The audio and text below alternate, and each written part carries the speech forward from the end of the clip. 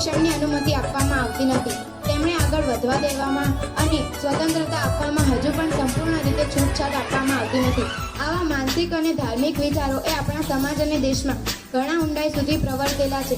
ગર્ભમાં જ દીકરીની હત્યા કરી દેવામાં આવે છે. લિંગ પરીક્ષણ એ કાનૂનન અપરાધ છે. તેનાથી કોઈ મોટો ગુનો નહીં હોય.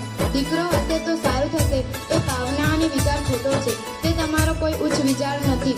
દીકરી દીકરો એક સમાન હોય છે.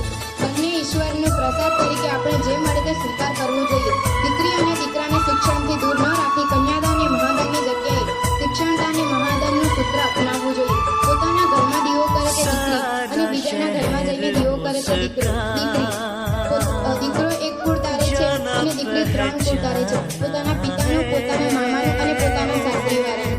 દીકરીનો છે એક જ નારો, શિક્ષણનો છે અધિકાર અમારો. દીકરી છે તુલસીનો પ્યારો, ના સમજો તેને સાથી હજારો.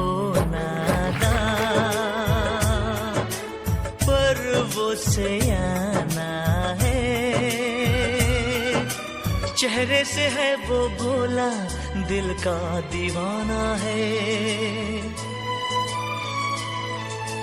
फूलों ने पूछा कलियों से, कलियों ने पूछा कलियों से, सबसे प्यारा